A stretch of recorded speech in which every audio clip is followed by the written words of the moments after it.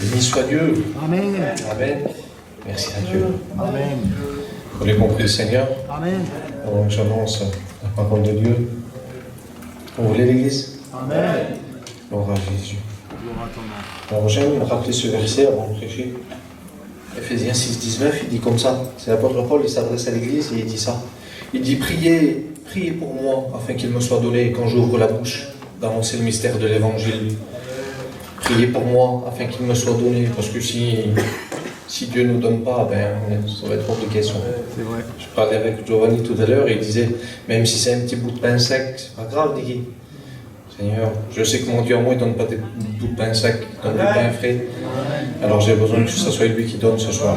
Parce que sinon, mon pain à moi, il ne sera pas terrible. Mais le pain que Dieu va accorder ce soir, il va être bon. Amen. Alors on va faire chacun à notre part ce soir. On va fermer nos yeux. Il n'y a pas que les chrétiens qui sont obligés de prier, fermer les yeux. Tu peux le faire toi aussi. On le fait tous ensemble. Et on demande la grâce du Seigneur. On va demander à Eric. Il va prier le Seigneur pour moi, pour vous. Et puis faites-le vous aussi. Priez pour moi et priez pour vous. C'est une joie, Seigneur, d'être dans ta maison, Seigneur. Comme le frère l'a demandé, Seigneur, alors je prie de tout mon cœur pour mon frère, afin qu'il soit l'instrument, Seigneur, utile. Jésus, priez l'Église. Et que tu puisses, Seigneur, parler à travers lui. Et qu'il puisse être, Seigneur, capable de bénédiction. Seigneur, je prie, Seigneur, pour l'auditoire. Je prie pour les cœurs, afin que les cœurs soient ouverts pour recevoir ta parole et que ta parole puisse faire semence dans les cœurs. Parce que Seigneur, il faut que tu te glorifies, Seigneur, au milieu de ce message, au milieu de chaque cœur, parce que tu es victorieux, parce que tu es roi des rois, parce que tu es Seigneur des seigneurs. Amen. Béni soit Dieu. Je te dis merci, Merci Seigneur, pour la grâce que nous avons. Merci d'écouter la parole de Dieu, parce que la parole de Dieu, elle est vivante, elle est puissante. Merci Jésus, Amen. Amen. Amen. Béni soit Dieu. Béni soit ton nom. Gloire à Dieu. Amen. À chaque fois que je demande à un frère de prier pour moi avant de prêcher, ça apaise mon cœur, mais alors d'une force. C'est terrible, c'est bon la prière. Amen. Amen. Gloire à Dieu. Alors voilà, merci à Dieu pour cette réunion. Elle a été dirigée comme lui l'a voulu de toute façon. Et c'est lui qui est aux commandes. Vous croyez que c'est Dieu qui est aux commandes? Amen. Amen. C'est pas les hommes, ne vous y trompez pas, c'est pas les hommes qui sont aux commandes, c'est bien Dieu ce soir, alléluia. Et j'ai marqué ça moi. Le choix pour la bénédiction. Il faut un choix pour la bénédiction. Et à chaque fois qu'on a écouté les témoignages ou les vies, comme il a introduit la réunion, il a dit c'est à toi, il faut que tu prennes une décision, il faut que tu veux ou que tu veux pas. Et dans les témoignages, c'était pareil, à un moment donné, il a fallu faire un choix. Le frère a écouté la réunion, le dernier témoignage qu'il y a eu, il a dit, j'ai écouté, moi j'avais un projet, mais j'ai écouté, qu'est-ce qu'il allait avoir, qu'est-ce que c'était l'avenir pour mes enfants? Eh bien j'ai fait le choix de placer mes enfants en sécurité en Dieu. Il a fait un choix. Et ce soir, il y a un choix à faire pour nous aussi.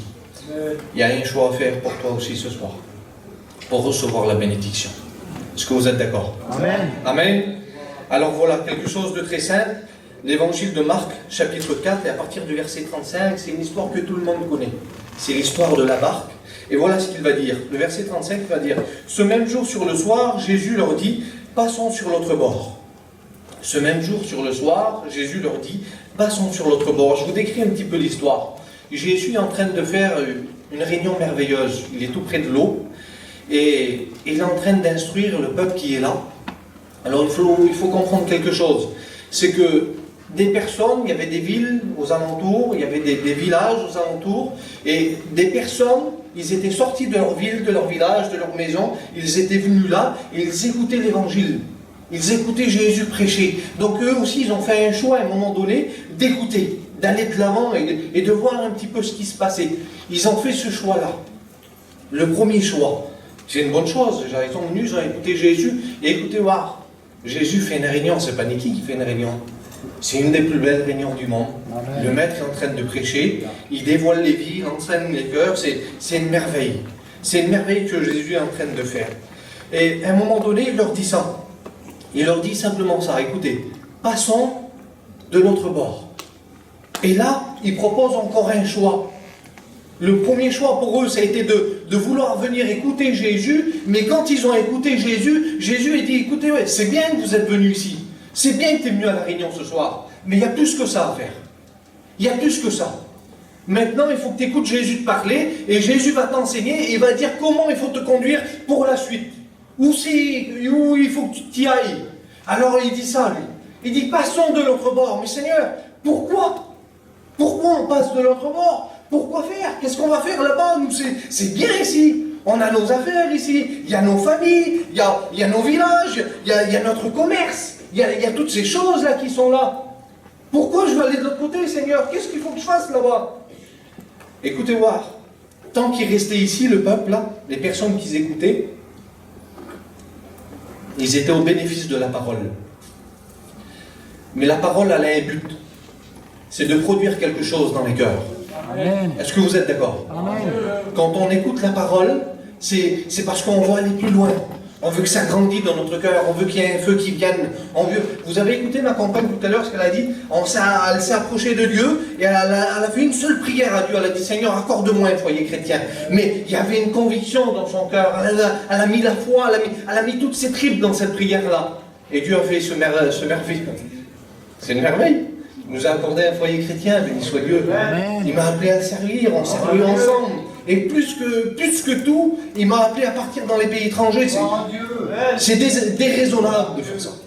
C'est déraisonnable de faire ça. Écoutez ce que je dis. C'est Dieu. Dieu veut produire ça dans le cœur. Et Dieu veut que tu ailles plus loin. Dieu veut produire un feu dans ton cœur. Il veut que ça bouge. Il ne faut pas que tu restes juste à la réunion, toi là. Il ne faut pas que tu viennes simplement à la réunion et passer un petit moment là. On écoute la parole, c'est bien, on sait que c'est à la bonne place. On sait qu'on connaît la vérité. On sait qu'on prêche la vérité. On sait qu'on vit la vérité. Et tout le monde le sait là parmi nous. On le sait, on est convaincus de ces choses-là. Il te manque juste une chose, c'est d'aller plus loin. C'est juste d'aller plus loin. C'est enclencher le pas. Aller plus loin avec le maître. Alors quand Jésus dit ça, les mots de Jésus, c'est pas mes mots en moi. Quand je dis moi, je viens demain. Ouais, mais tu vas venir à quelle heure? Mais t'inquiète pas, je viens, je te dis, je viens. Il faut que j'appuie un petit peu. Est-ce que vous comprenez? Des fois, on va un peu plus loin. Il faut qu'on dise, vous comprenez? Pour appuyer la chose, parce qu'on n'est pas sûr. L'homme, il y a de l'incertitude. C'est un peu compliqué. Mais quand Jésus parle, là, c'est plus pareil. C'est plus Niki qui parle. C'est plus Niki qui dit demain, je viens. Et que c'est pas sûr. Quand Jésus parle, lui, c'est sûr, c'est du solide. Amen. Alors il dit là, il te fait une invitation, il dit, passons de l'autre bord. Mais Seigneur, pourquoi? Pourquoi? Une question résonne dans mon cœur. Pourquoi, Seigneur? Parce que de l'autre bord, ici, il y a le bénéfice de la parole, mais elle veut produire quelque chose, la parole. Elle veut produire le miracle, et le miracle, il se passe de l'autre côté, là-bas. Il faut que tu embarques avec Jésus, il faut que tu partes dans la foi pour aller vivre le miracle. Alors c'est quoi ton miracle à toi? C'est ton mari qui n'est pas chrétien? Ta femme? Tes enfants? C'est quoi? C'est ce qui te tient, les cachets, la dépression? C'est quoi ton miracle? Quel est ton miracle ce soir? Pour répondre à ton miracle, il faut que tu embarques avec Jésus. Il faut que tu partes dans la foi. Il faut que tu partes avec lui. Pourquoi? Parce que Jésus, écoutez-moi, il y a ce verset-là qui dit, Nombre chapitre 23, verset 19, il dit comme ça.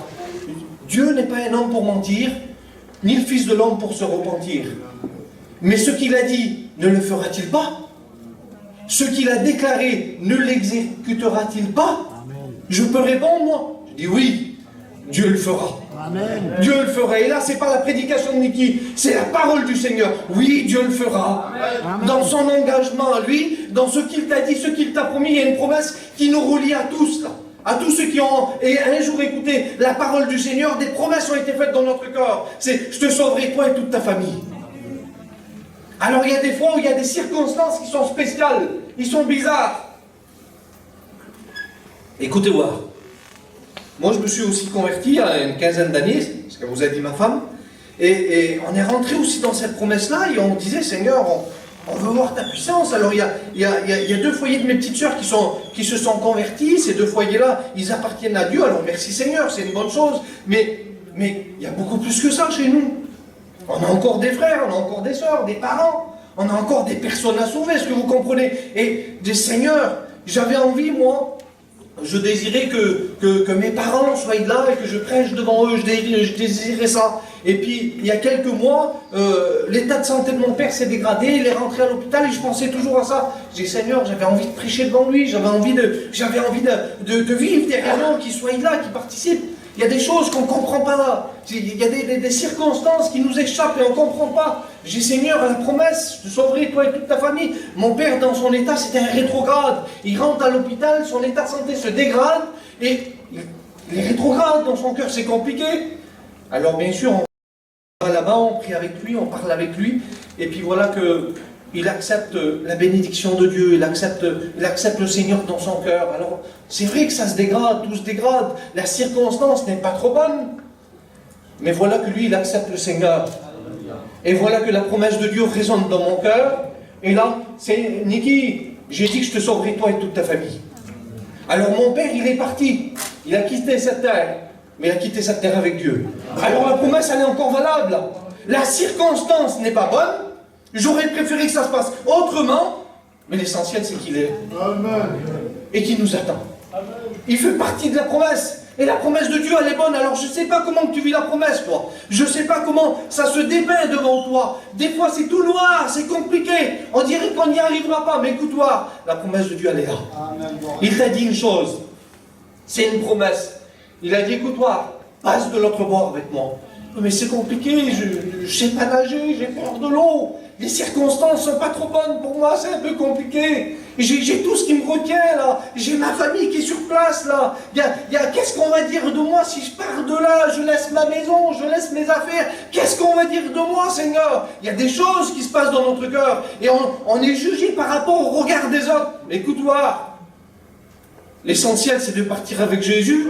Amen. C'est lui qui change les temps et les circonstances, c'est pas nous. Nous, on est capable de rien, on est limité dans notre action. Mais lui, il est tout-puissant, béni soit Dieu. Amen. Alors, ce qu'il nous faut, là, ce soir, c'est simplement un petit peu de foi qui s'éveille dans ton cœur et que tu dis, Seigneur, je vais essayer. Je vais partir avec toi, je vais m'embarquer avec toi. Finalement, je vais quitter cette terre parce que tant qu'on est sur la terre à terre, on est là, c'est nous. On sait comment on marche, on sait faire nos affaires, on sait où aller, on sait faire. Et là, c'est le terre à terre. Ce qu'il nous faut, c'est quitter cette terre-là et partir sur la parole de Dieu. Aller en pleine eau. Partir en pleine eau. Et ceux qui ont décidé de faire ça, alors sur la quantité de personnes qu'il y avait, qui écoutaient la réunion, qui étaient à terre, trop peu ont monté dans la barque, ont décidé de monter dans la barque et partir avec Jésus. Trop peu. Quel dommage. Quel dommage de laisser des personnes qui sont là. Quel dommage de laisser des personnes alors qu'il y a un grand besoin, alors que de l'autre côté, il y a le miracle pour toi. De l'autre côté, il y a le miracle pour toi. Parce que tu sais que Dieu a fait des projets pour toi. Tu le sais ça. Les chrétiens, vous le savez. Dieu a formé des projets pour nous. Jérémie nous le rappelle. Chapitre 29, verset 11. Il a dit, j'ai formé des projets sur vous. J'ai formé des projets de paix, non de malheur. Pourquoi, Seigneur? Pour vous donner un avenir. Parce qu'il faut que ça grandisse dans nos cœurs. Il faut qu'on aille plus loin. Il y a un avenir en Dieu. On ne reste pas que sur notre chaise, là. On ne reste pas que pendant les jours de la réunion. Il faut qu'on aille plus loin. Il faut que nos foyers changent. Il faut qu'on apporte vers nos enfants. Il faut qu'il y ait des conversions qui se passent. On écoute et on dit Amen au témoignage des autres. Mais quand c'est que ça viendra vers nous? Eh bien, quand on enclenchera le pas. Quand tu décideras de partir sur l'autre bord. Quand tu iras direction le miracle, c'est à ce moment-là que ça se passera. Mais c'est compliqué. Parce qu'il y a des choix. Alors écoutez. C'est un peu gênant, mais tant pis. Genèse, chapitre 22, verset 5. Il est question d'Abraham. Écoutez un petit peu. Il est question d'Abraham. Et Abraham a attendu la promesse une bonne partie de sa vie. Il a attendu la bénédiction. La bénédiction, elle a lieu dans son foyer. Et à un moment donné, Dieu réclame quelque chose à Abraham. Quelque chose qui perce son cœur. Alors Abraham décide d'obéir. Il décide d'enclencher le pas et de partir. Il décide d'enclencher le pas et de partir. Et puis il part vers le lieu où Dieu lui a montré. Et quand il arrive, il avait pris des serviteurs avec lui. Et ces hommes-là étaient d'accord de faire la route. Il y avait 2 jours ou 3 jours de marche. Ils étaient d'accord de faire la route avec lui. Ils étaient d'accord de partir avec lui. Mais quand ils arrivent vers le lieu où Dieu avait montré, où il devait se passer quelque chose, eux, ils arrivent et écoutez ce qui se passe. Il dit ça. Abraham dit à ses serviteurs, restez ici avec l'âne, et moi et le jeune homme, nous irons jusque là-bas, nous adorerons Dieu et nous reviendrons. Mais il y a des personnes qui vont rester ici avec l'âne. Ils ont fait une partie de route, ils sont partis dans la même direction, parce qu'au départ, Dieu avait parlé, ils étaient partis dans la direction, mais après, ils n'ont pas été plus loin. Attends, Abraham, on est parti, on a fait 3 jours de marche avec toi.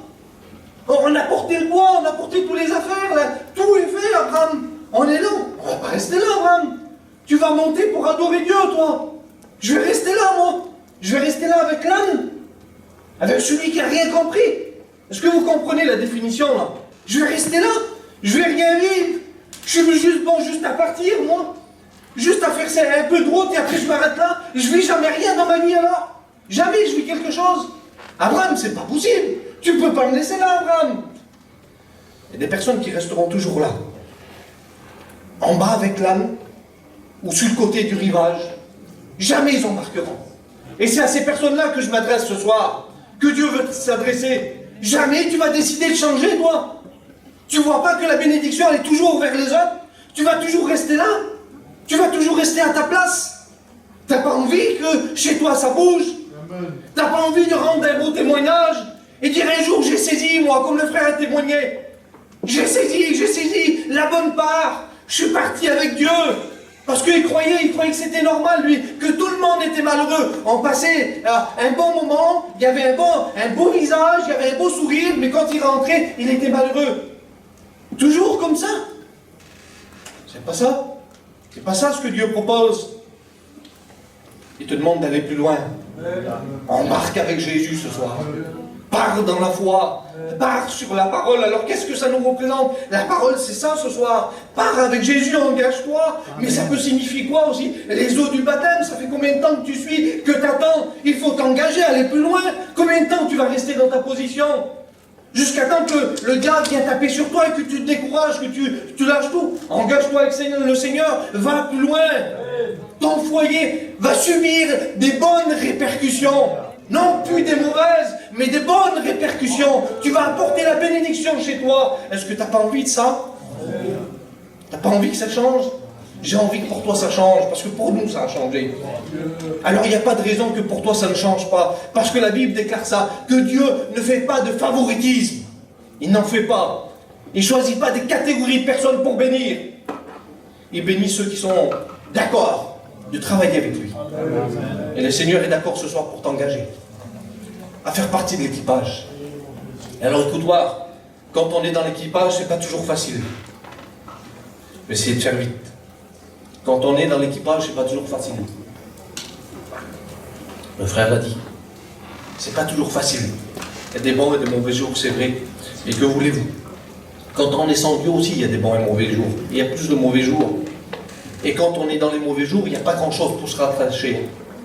Il n'y a pas grand-chose de bon pour se rattacher. Alors certains vont se réfugier dans l'alcool, dans la drogue, dans les cachets, mais c'est pas une bonne chose, ça. On s'évade de la réalité, c'est vrai, mais le problème il est toujours là. Quand on revient du site, quand on est conscient, ben, le problème il est toujours là, il n'a pas changé.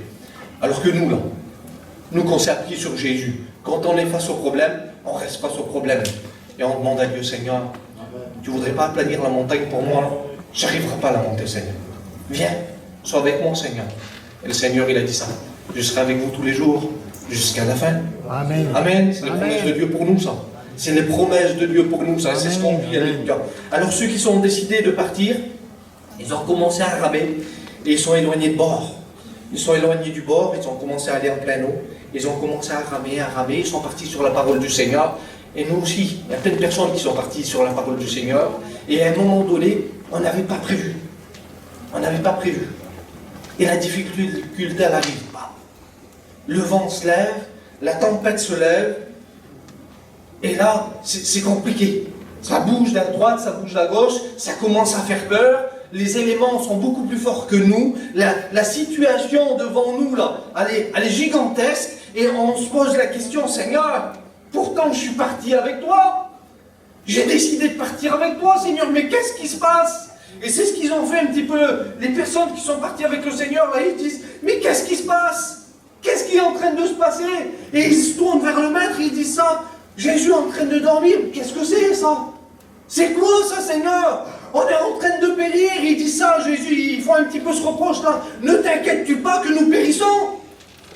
Tu crois que le Seigneur ne s'inquiète pas de ton problème? Tu crois qu'il ne s'inquiète pas? Tu crois qu'il ne s'inquiète pas de ta situation? Il est en train de sonder ton cœur, là, voir ce qu'il y a. Est-ce qu'il y aura assez de foi pour affronter le problème? Je veux bien bénir, moi, mais j'attends aussi ta part. Et ta part à toi. Est-ce que tu vas tenir la route jusqu'au bout? Est-ce que tu vas y aller? Parce que le Seigneur est là, lui. Il est là dans la tempête, il est là dans la barque, il est là dans la difficulté. Et il ne bouge pas, lui. Amen. Il ne bouge pas, lui, il est là. Et il dit ça, ne t'inquiète-tu pas, Seigneur. C'est compliqué. Alors une question se pose. Seigneur, comment ça se fait que tu dors, toi?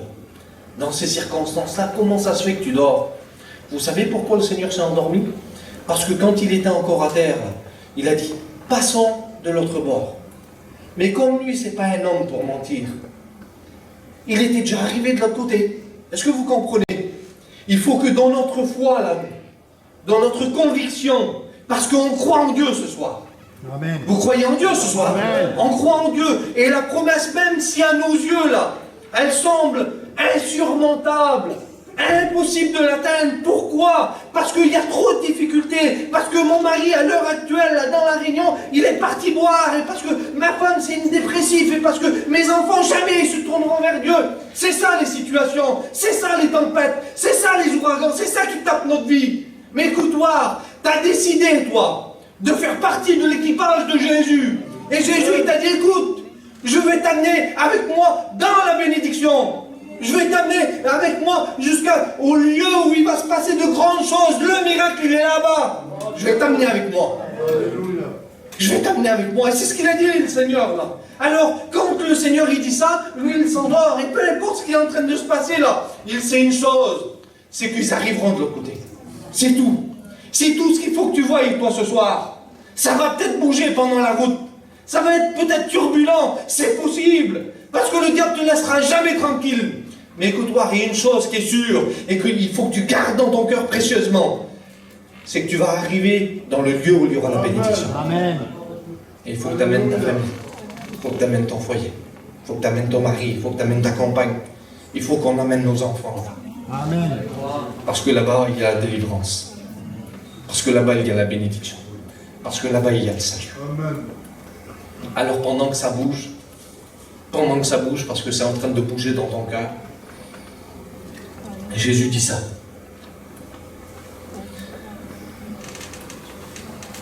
Il dit, ils se réveillèrent et dirent, Maître, ne t'inquiètes-tu pas que nous périssons? Et au verset 39, il va dire, et s'étant réveillé, il menaça le vent, et il dit à la mer, silence, tais-toi. Et le vent cessa. Seigneur, c'est bon. C'est Dieu qui parle. C'est le Tout-Puissant, c'est le Créateur. C'est Jésus qui est en train de s'adresser aux éléments. Il est en train de faire ça. Chut. À qui tu dis ça, Seigneur? À ton mari. Chut. À ta compagne. Chut. À tes enfants. Chut. À ton problème. Chut. Tais-toi. Béni soit Dieu. C'est le Créateur qui parle. Et quand le Créateur il parle, on est obligé de faire silence devant lui. Alors à ton problème là ce soir, parce que c'est en train de bouger dans ton cœur, écoute, reçois le silence de Dieu dans ton cœur. Il faut que les éléments s'arrêtent. Il faut que ça cesse devant toi. Et il va finir en disant ça. Et il y eut un grand calme. T'as pas envie de vivre ça, voilà? T'as pas envie de vivre ce grand calme? Amen. Il faut juste que tu laisses faire le Seigneur maintenant. Parce que tu as décidé de t'embarquer avec lui ce soir. Il faut juste que tu le laisses faire maintenant. Et lui va s'adresser à ton problème, à ta difficulté, et il va dire chut maintenant. Chut. Et là, ça va faire comme ça. Une grande paix dans ton cœur. Une grande assurance dans ta vie. Et Dieu va ordonner de son ciel de gloire à la bénédiction de venir sur toi. Parce qu'il est Dieu. Et parce que les éléments lui obéissent. Alors ta difficulté se prosternera devant lui, au nom de Jésus ce soir. Écoutez, j'avais juste ça à vous partager ce soir. Est-ce que vous voulez qu'on prie le Seigneur 5 minutes? Amen, amen. C'est le choix ce soir, le choix de la bénédiction. Est-ce qu'on s'embarque avec lui ou on ne s'embarque pas ce soir? Cette décision-là, moi je ne peux pas la prendre pour toi. C'est à toi de prendre cette décision-là. Alors au nom de Jésus, ce soir, je vais te conseiller par la parole ce soir. Prends le choix de la bénédiction. Embarque-toi avec le Maître. Écoute, laisse tout ce qu'il y a derrière toi. Laisse tout ce qui te retient, ton travail, ta difficulté. Laisse tout, laisse tout. Pars avec Jésus. Pars avec celui qui va reconstruire sur les ruines.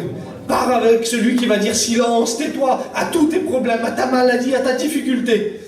Au nom de Jésus, pars avec lui ce soir. On prie le Seigneur, l'Église. On anime nos cœurs devant lui. Et la foi qu'on a dans notre cœur ce soir, il faut qu'elle surnage. On va partir dans la foi avec le Maître, on va attendre les promesses. Les promesses, elles sont pour nous. Elles sont pour nos familles, pour nos enfants. Elles sont pour nous, les promesses. Les promesses de Dieu. Je vais demander à Miguel, il va prier le Seigneur pour nous. Que Dieu vous bénisse. Pour la gloire, Seigneur. Merci pour la grâce que tu nous fais, Seigneur, d'être encore à l'écoute de ta parole. Merci pour ces instants, merci pour ton messager. Merci pour l'Église, pour l'auditoire qui est là, Seigneur. Tu connais celui qui est là et qui a besoin de toi. Merci pour la semence de ta parole, Seigneur, qui rentre dans les cœurs. Parce que ta parole nous enseigne qu'elle ne revient pas à toi, sans avoir créé de l'effet dans les cœurs. Bénis celui qui est là et qui a besoin de toi. Mets le calme dans la tempête, dans le problème, dans la difficulté. Seigneur, à toi l'honneur. Merci pour cette soirée. Que ton nom soit béni, la gloire te revient. Amen.